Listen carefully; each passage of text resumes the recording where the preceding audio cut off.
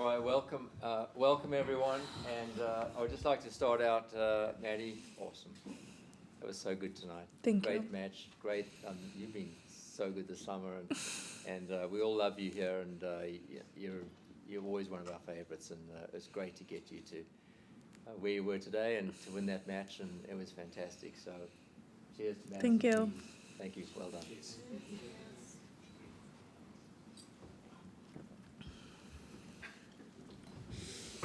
All right, ready? All right. We'll get to as many questions as possible. I'll get started. Madison, congratulations, Grand Slam champion. Just talk through your emotions right now and reflections on the match. I'm mostly just really proud of myself to get back to this position and be able to play the way that I played and finish on such a strong note. I'm just really proud of myself, and I didn't always believe that I could get back to this point, but to be able to do it and win it means the world to me. All right, we'll start with Matt and then Eleanor. Matt? Well done, Madison.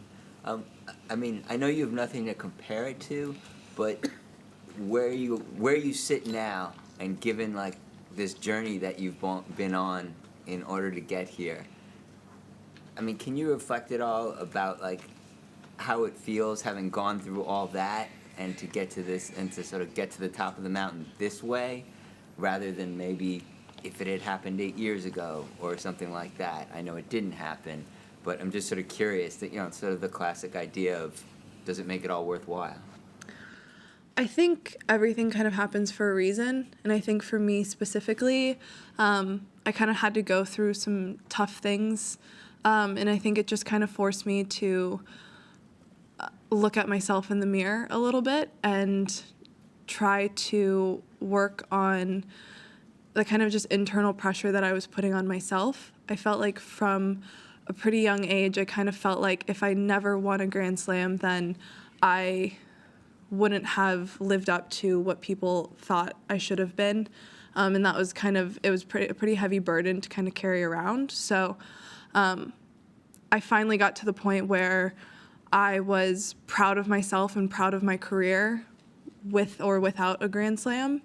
And I finally got to the point where I was okay if it didn't happen. I didn't need it to feel like I had a good career or that I deserved to be, talked about as a great tennis player. And I feel like finally letting go of that kind of internal talk that I had just gave me the ability to actually go out and play some really good tennis to actually win a Grand Slam. Okay, Eleanor? You were in here the other night talking about how you wanted to be inspired by sort of the way Arena played, and you didn't want to be passive at the big moments, and you wanted to be able to go for your shot. So how proud are you of the way that you finished that match?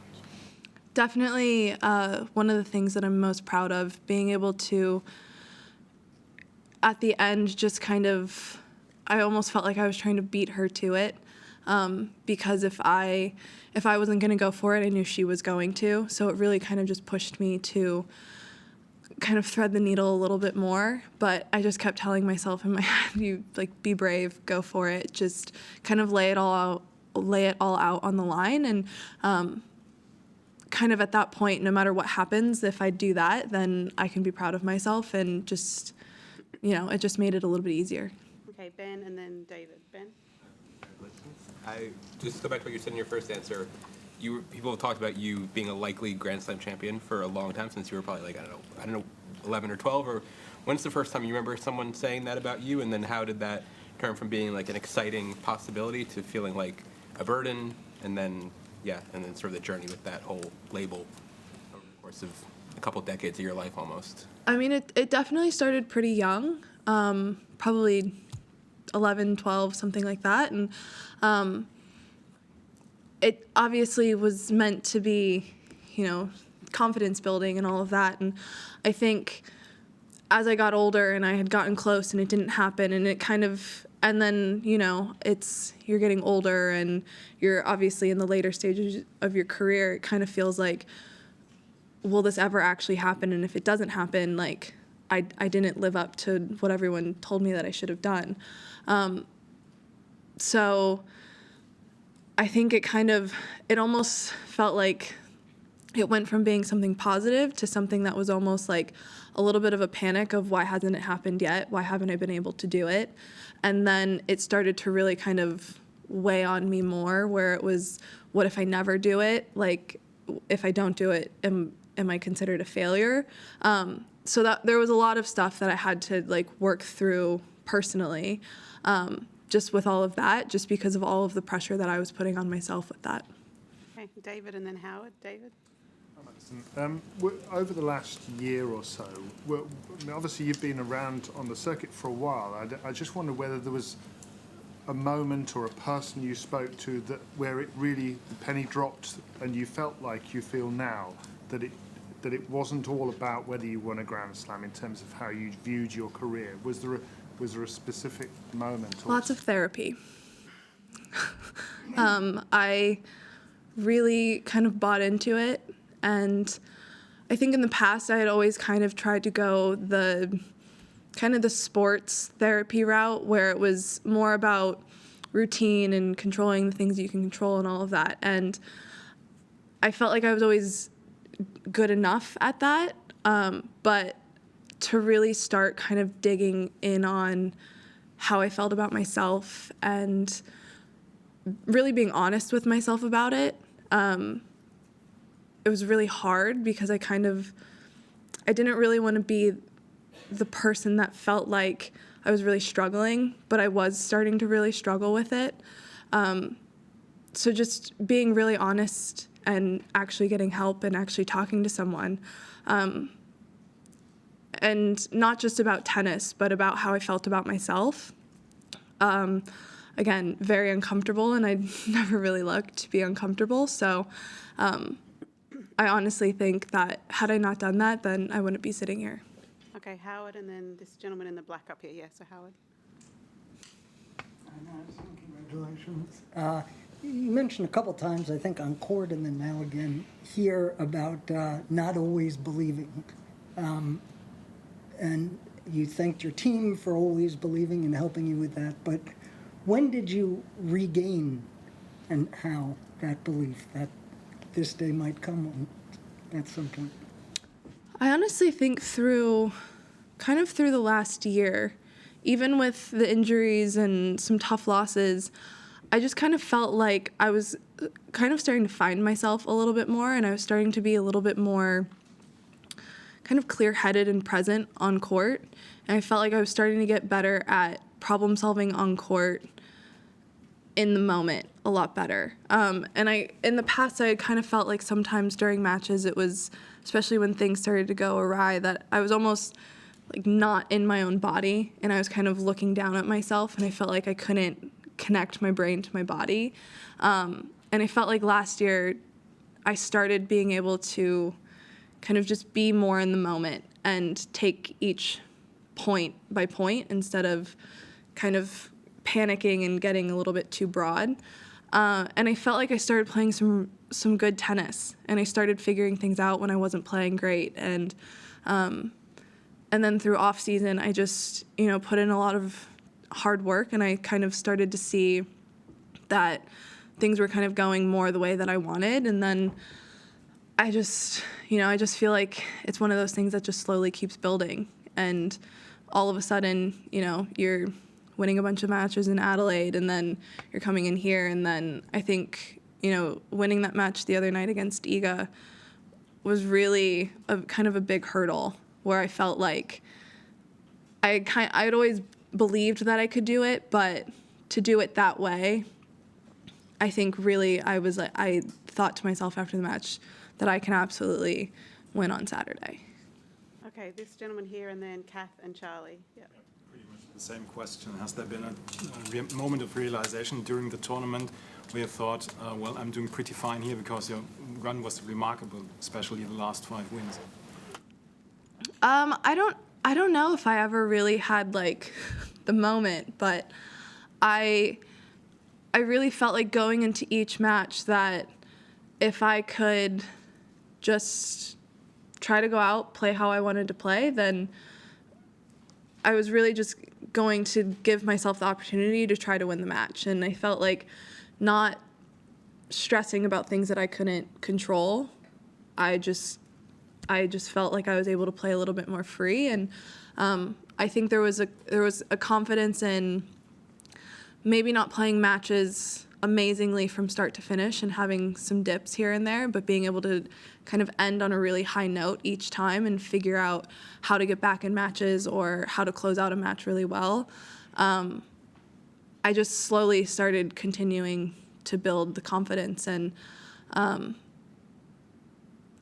I think part of it was that I never really got ahead of myself in each round. I never once thought about the next round until I was actually there. So I think, yes, I believed that I could do it, but I also think I did a good job at, just focusing on the task at hand.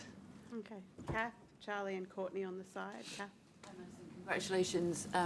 Just hearing you talk about therapy there and the benefits that you've had from it. Obviously, it's a very personal thing, but I just wondered whether you kind of look around you in the locker room and on the tour and think that it should be kind of more widespread or more accepted, or something that should be offered to younger players, or at least talked about as an option for younger players. I mean, I think the more that we talk about actually using it as a tool, I think people feel more comfortable with it. I do think that the WTA does a great job at having someone at tournaments now that you can go and you can talk to. I think it's not only helpful for myself, but I think it's helpful for a lot of us. And I think the stigma around therapy in general, not just in sports, I think is slowly starting to go away. And I think that everyone should be in therapy no matter what. I think it helps.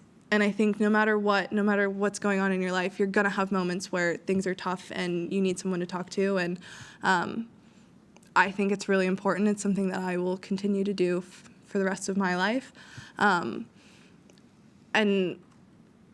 I think if more people do it and more people talk about it, then it just kind of becomes the norm. It's almost as if you're going to the doctor. No one bats an eye at that. So I think it's just, as an overwhelming, it's just kind of overwhelmingly needed for, I think, most people. Okay, Charlie and then Courtney, and then we'll have one more. Charlie. Congratulations. I just wondered, on that point, you mentioned there that you weren't typically somebody who necessarily wanted to be out of their comfort zone. And so with going to therapy, I just wondered, was there a particular prompt or a moment that made you think, either why not just give it a chance, or that things had become so difficult that you thought, I kind of need this? I think in the past I had done it before, but it had always been, I think, too sports specific. So it was always I kind of always went in with the thought of, will this help me perform better? And I finally got to the point where I was personally low enough that I was like, I don't really care if this helps me perform. I just want to feel better. And I think doing that, it was just kind of that moment where it was like, I don't really care what I have to do. I just want to feel better. So I think it was kind of the thing that it pushes you to say, okay, well, obviously whatever I'm doing is not working. But I think for a long time in my head, I had this idea that people were able to kind of just ignore their nerves or doubts or anything like that and just kind of tunnel vision play tennis. And in the past, if I ever had, nerves come up or something, I typically would not play as well. And so it started getting to the point where when nerves came up, I was thinking, oh no, now I'm going to play badly. And it would almost kind of start this internal panic. And for whatever reason,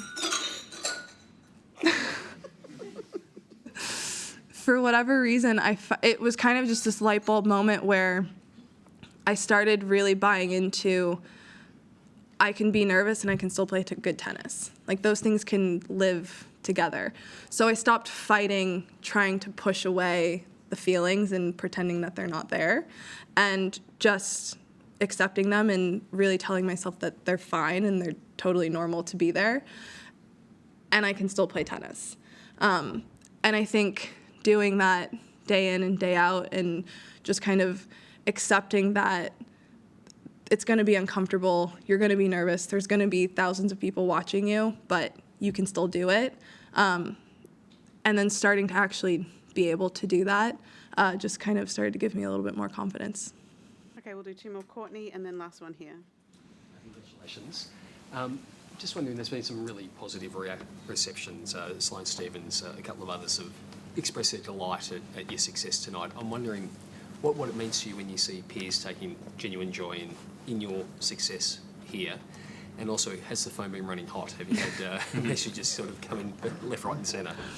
I've really grown up on the tour, and I've grown up with some other amazing people on this tour, and some of my closest friends also play. So I think we all are very good at cheering each other on, and their wins feel like our wins. So to be in the position of actually winning and them getting to be the cheerleaders, it feels really nice, just because after all of these years, watching all of my friends do so well, it has always felt like a win for me. So I'm happy that I can repay the favor.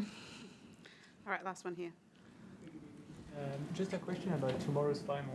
Obviously, Alexander Zverev is a bit in the same position. He's been chasing his first Grand Slam victory for a while. If you could just give him one piece of advice, what would it be?